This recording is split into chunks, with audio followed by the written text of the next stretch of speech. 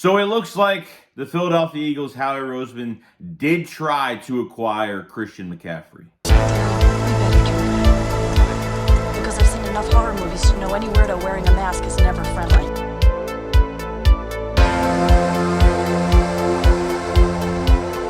So the news came out the other day. It looks like Howie Roseman did offer some draft compensation to the Panthers for Christian McCaffrey. Now, he only offered a third-round pick, which, you know what, I can't even complain that he at least tried to get it done, but obviously it was going to take a lot more than that with the 49ers giving up, a second, third, and fourth round pick for 23 and a fifth round pick for 24. That was a lot of draft compensation, which I thought there's no way I was going to be able to give all that up. But at least Howie Roseman tried at the end of the day to trade for him, and it was just a third round pick. I thought the Broncos were interested, the Bills were interested. There was a lot of teams, finding out a lot of more teams were interested in Christian McCaffrey. I'm glad the Eagles offered very little for him. And, they probably, as long as he makes the call, as long as he offers something, I don't care what it is. As long as he tries, I don't really care. But he gave it a shot, and they declined it, and it is what it is.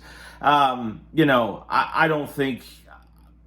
think you'd have to give up a little bit more compensation than that. Even for Christian McCaffrey, I thought he was going to cost a little bit more. Even if it was just a third-round pick, I think it would cost us a little bit more, but not of what the 49ers gave up for him. But that is the news on Christian McCaffrey. Now, to take a look at the Pittsburgh Steelers going into this week, and this is going to be a test for our defense, okay? Many fans are going to say this is a trap game in Philadelphia, which I could understand that, but it's going to be interesting. I mean, you have a Steelers offense, got a lot of good weapons in Chase Claypool, Deontay Johnson.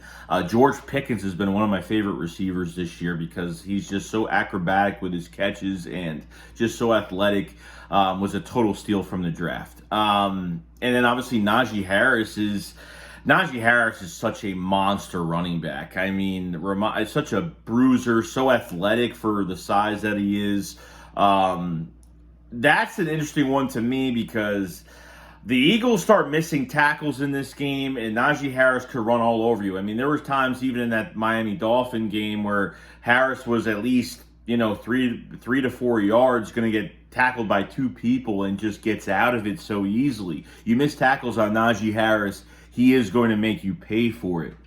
And obviously with Kenny Pickett's going to be the main reason why that team could fail. And obviously this game could be won by the Philadelphia Eagles.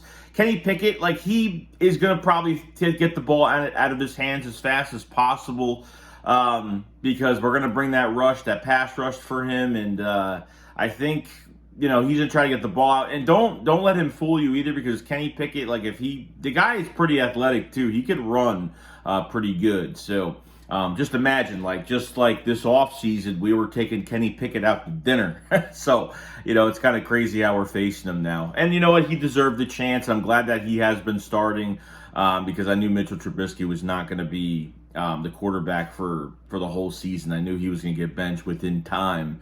But Kenny Pickett can get the ball to his receivers, but there's been moments on pressure where he gets a little frustrated, he panics a little bit, and he throws into some really tight windows that could, really help the Eagles. And I think the Eagles can get a few turnovers in this game come this Sunday. So, like I said, defensively for the Steelers, no T.J. Watt. So, I mean, that's a big loss for them. But you have Cam Hayward on the defensive line. Played pretty good. Micah Fitzpatrick is fantastic. He actually caused some really good third down drops, deflected a couple passes. He's a hard hitter. He'll make somebody lose the ball. I mean, Minka's a great player. So, I mean, I have no problem with our offense going against their defense. It's really what we could do against their offense, a lot of weapons. There's already been rumors about Chase Claypool could be traded. There's already rumors about him being traded already, that he could be gone. So there's a lot going for that team right now in the future. And their future looks pretty bright, I got to say. Offensively, the weapons they have is great. I think our defense can get on that offensive line. I think we'll get pressure. And really, like I say this every single week, that's up to Jonathan Gannon to get the pressure going. And I think that's what's really important. we'll get more into the Steelers later this week as well, on ranking and all that stuff, and we'll get into this, the analytics of some of the stats that they have and where the weaknesses are. But I think when it comes down to it, it's really going to come down to getting pressure on Kenny Pickett. I mean, that's it. Stopping Najee Harris, getting pressure on Kenny Pickett, and that's it. I think you can win the game. I'm not saying easily because, like I said, they have good receivers. They have speed. They have size. And they have acrobatic catching, and George Pickens has been just a monster this year. So obviously, like the Eagles going into this week, off the bye week, getting in there healthy again, which is good. The whole offensive line was banged up. I mean, guys that weren't 100%.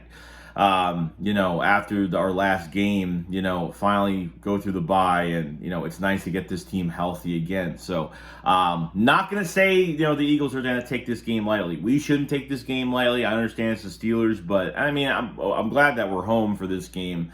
But, the next couple weeks, next few weeks are going to show us what type of team we are.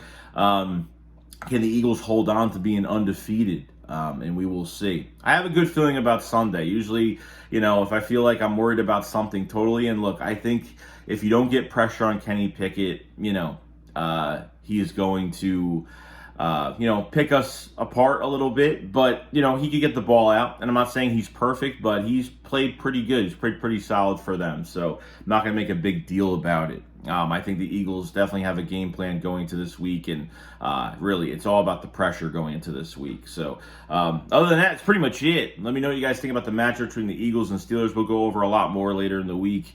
And obviously, the Christian McCaffrey trade, and the Eagles actually trying to trade for him. And Howie just puts a third-round pick on the table, says, yeah, take it or leave it, is what it is. At least he tried. I think Howie is just becoming a lot smarter. He's not going to be pulled in too much to these players that are available for the trade deadline.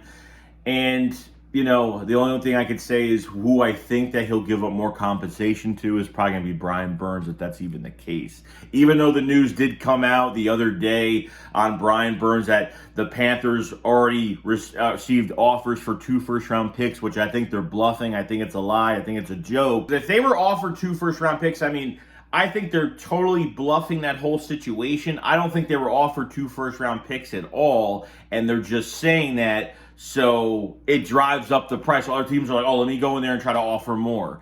I don't think they were even offered 2 first-round picks.